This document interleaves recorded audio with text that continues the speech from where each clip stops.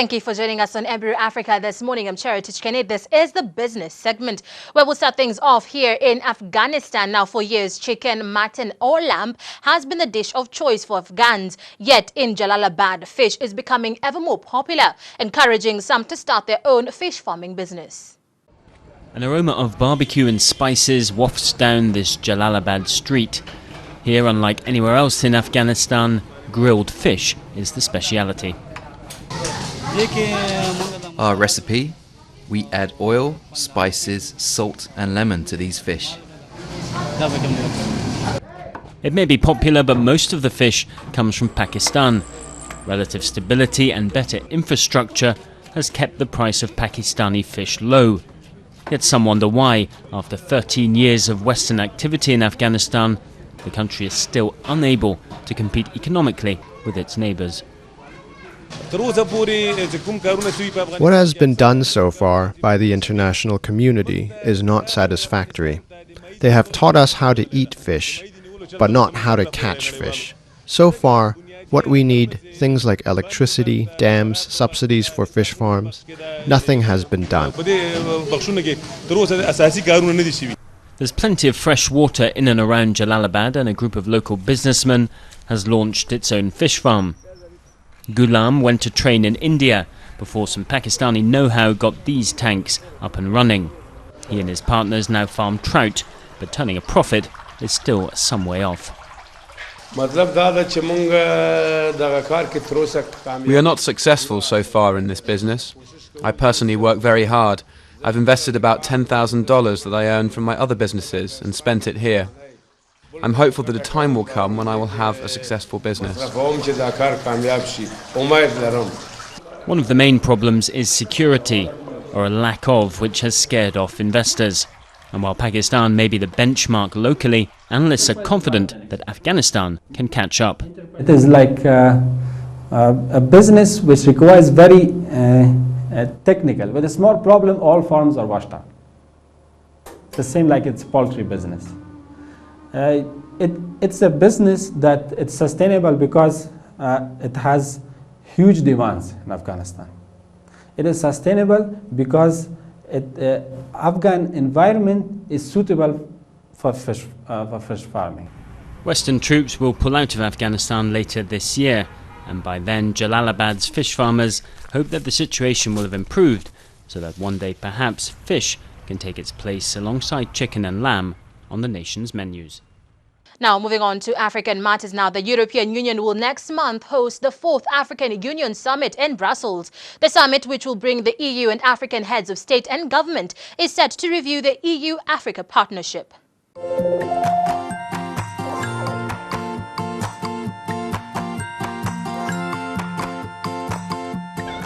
The much-awaited 2014 summit will illustrate the existing ties between the African Union and the European Union. And going beyond development, it seeks to establish a partnership among equals.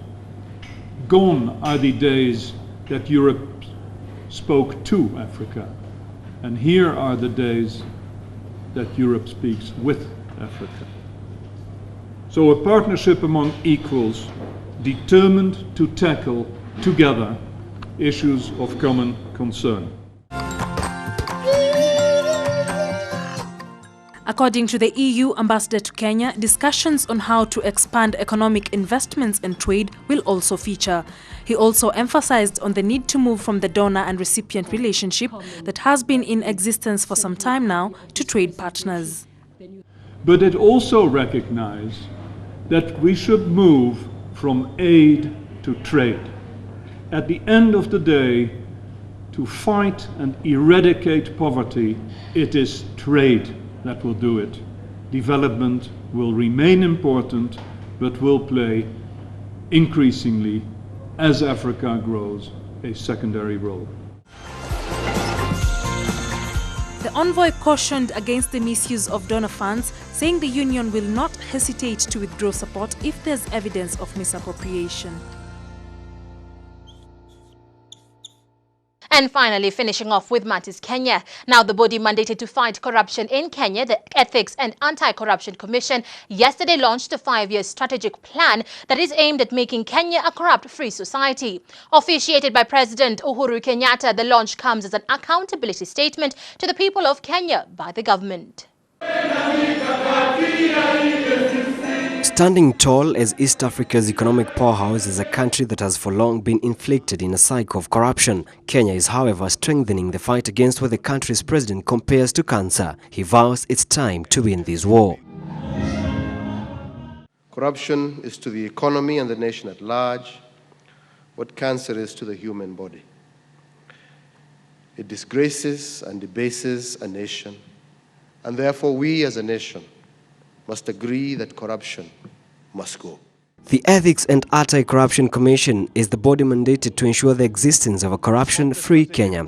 Today, they launched a 5-year strategic plan for the period 2013-2018. The commission will pursue 3 strategic themes: corruption reduction, institutionalize ethics and good governance, and also establish an institutional and regulatory framework for the fight against corruption. In formulating the present strategic plan, the Commission factored a comprehensive review of the previous strategic plan. The irony of fighting corruption in Kenya lies therein. Slow judicial processes and adverse court decisions which consequently stop investigations or the prosecution of cases by the Commission.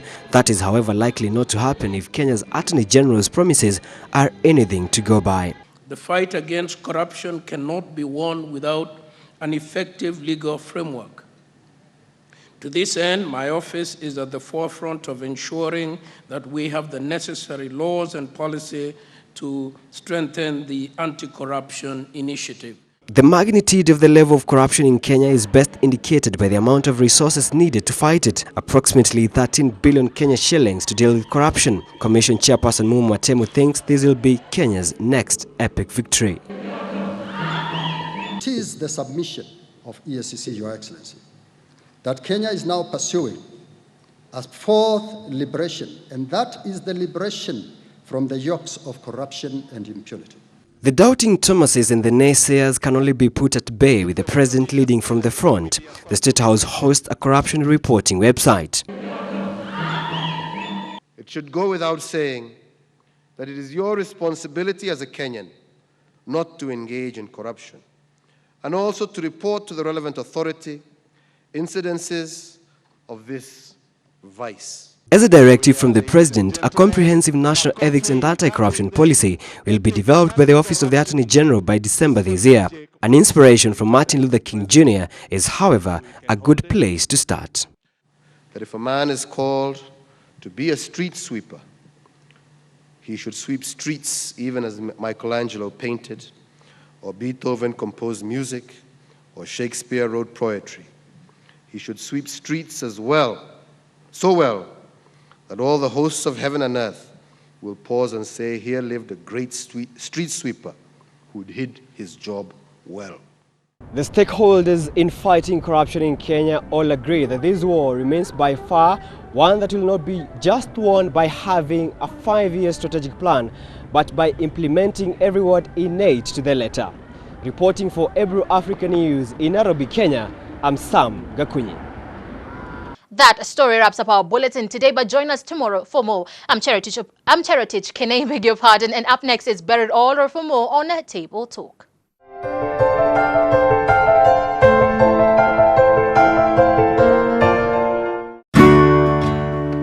Newline Limited, your one-stop shop for elegant and comfortable office furniture.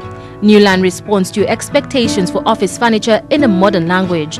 We offer a 5-year warranty period including unit transfers within Nairobi. For more information, visit our showroom at Chester House, Lotus Street, Nairobi.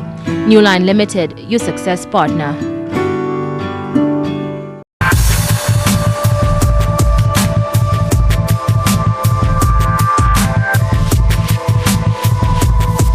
Floma, professional makeup. Does your exterior complement your interior? Everyone needs a home that is inspired by nature. At Jenbo Limited, we offer durable, energy efficient and affordable UPVC windows in attractive colors. Visit us at Wall Street Business Park of Mombasa Road. Yenbu UPVC windows, your desire, our challenge. New Line Limited, we offer current, stylish, state-of-the-art kitchen and wardrobe appliances tailored to suit your preference. We offer unit transfers within Nairobi. Let your kitchen stand out today by visiting us at Chester House, Loiter Street. Your comfort and satisfaction comes first.